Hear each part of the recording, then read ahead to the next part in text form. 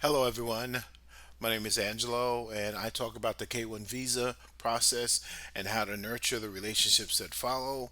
And indeed, this is an attempt to blend the best of the East and West, both with culture and experiences.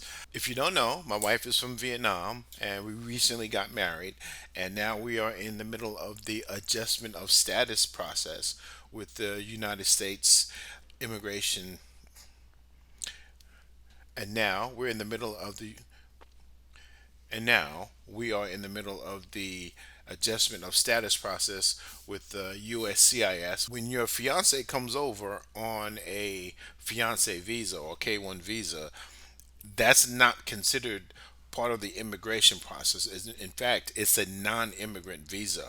However, once you do get married, and then you file for the adjustment of status, it does then fall under the standard immigration process. And at that time, you now need to follow a certain set of rules to establish permanent residency in the United States. So that's the process that my wife, fiance, and I are in right now. We recently filed the adjustment of status. Now we're waiting to hear back from the USCIS and what the next steps will be. Along with the adjustment of status, there are other forms that we needed to complete in order to complete the full package. But I'm not gonna. I'm gonna set that aside right now. I'm gonna put a pin in that because what I want to talk about is how to nurture the relationship that it follows after your fiance comes to the United States and you now get married and then you're now living as husband and wife and you file for your adjustment of status. There's a time when you realize that you haven't spent this much time together in years and now you're living under the same roof, you're eating the same food, you're sleeping in the same bed, you're cooking in the same kitchen, you're using the same bathroom. What do you do? How do you manage all of that? And one of the things that you will experience is a massive understanding of what the true differences in culture are because they never become so glaringly obvious as when you have to deal with those differences day in and day out. Now, for those of us who welcome the change, who welcome other cultures, who welcome the idea of getting out there, learning about other countries and other societies and people and things like that. It can be a welcoming sight, but in some cases, it's a little daunting and it's a little scary, and you might feel like a fish out of water because you don't know how to deal with the differences. Now, I want to talk about some of those differences, particularly homesickness and then cultural differences. And the homesickness, I'm going to tackle that one first because that's big.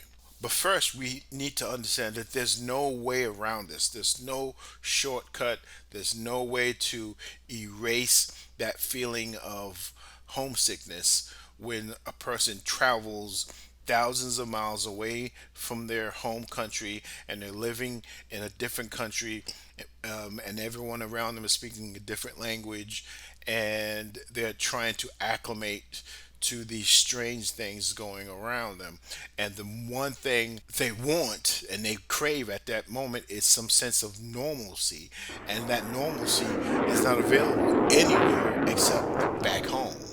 And so, day in and day out, every struggle that they face, every conflict, every complication reminds them of how normal things are back at home. And so it makes them want to go back home more. And I understand this because when I relocated from New York to California, I dealt with homesickness on a massive scale. I remember calling my brother, my older brother Gary, and just telling him that I was not happy. I felt alone. I just wanted to go home. And I was slowly watching my bank account, get smaller and smaller and smaller to the point where I had to make a choice. Was I going to go home or not because I was running out of money to buy a ticket to go back home? And I explained this to my fiance Nia, my wife Nia, before she came over, and I said, "You are going to get homesick," but I don't think either of us recognize or realize just how strong that feeling is, especially when you can't just easily fly back home. For me, it was a 5 hour flight to go back, but for her, it means several things. One, it means you're violating the terms of the K1 visa, which means that you cannot leave the country until you get married or you decide to go back home for good. And if you decide to go back home, then you are violating the terms of the visa, and they will consider you as having abandoned that visa and it's no longer valid. You can't come back. It's a 16, 17 hour flight. It's an expensive flight.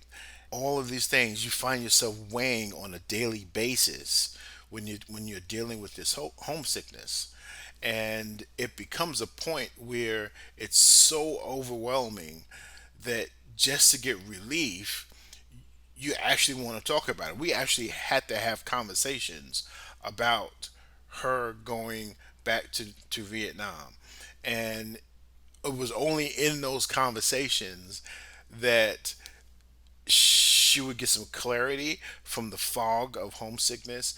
So each time after we had a conversation about this homesickness, she would say, I understand the consequences of giving in to this emotion, to this feeling of wanting to go home. She would have to understand that that feeling is fleeting.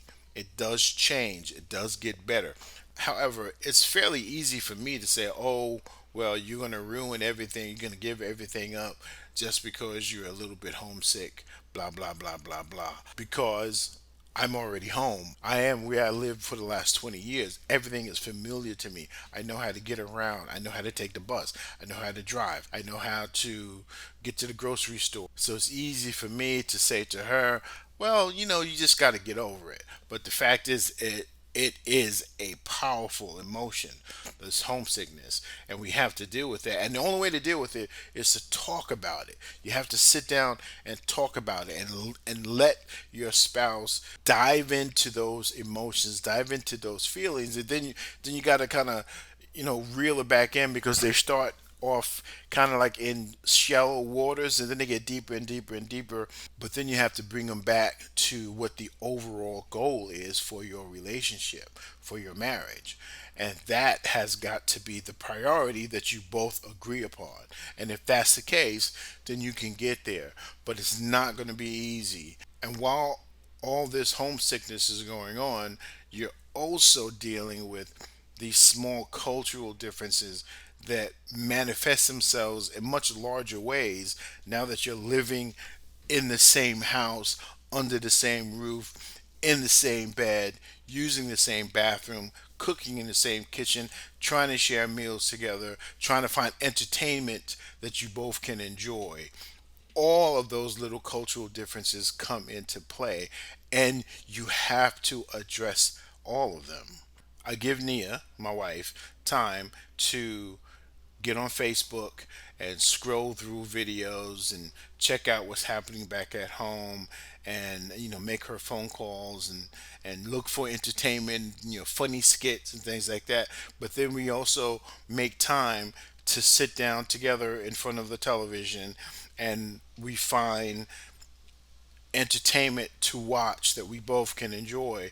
There's a few things that we do watch together now. One is Seinfeld, which gives me a chance to relive, those old moments of watching Seinfeld. And then we also watch Lost. She's really into that. We also started watching something a little more contemporary, and that is The Last of Us, that comes out on HBO. And next week, I plan to introduce her to this Hulu series called Only Murders in the Building, with Steve Martin and Martin Short. Nia also has ESL classes, English as a second language classes, that she takes during the day. And those classes have introduced her to a wider variety of people. And then she comes home and she shares her experiences with me, and we talk about how people are alike and different all over the world, and how they have the same goals of being able to master the English language, and how there's one common theme to why people come to the United States, and that's for more opportunity. Lastly, it helps to take some time to look back over your journey. The journey of when you first met, how many times you were able to meet. For a lot of us, COVID 19 played a big role in our relationships. And now that you've finally gotten your K1 visa petition approved, and she's got the visa that you never thought you'd have, and it's stamped in her book, and she's in your country, and you've gotten married, and it's like this, you've come a long way, but there's still so much more out there. There's a lot more to do, and it all can be one great big adventure. And so I wish you and your fiance the best in this immigration process. Please feel free to share your good luck and your good fortune with me in the comments below, or share your story with me in the comments below.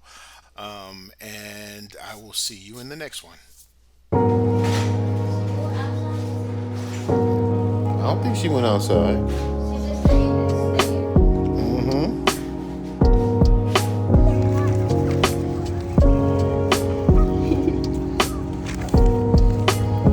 We're just sitting out here in the park, watching the ducks, and getting a cool breeze after going to the farmer's market.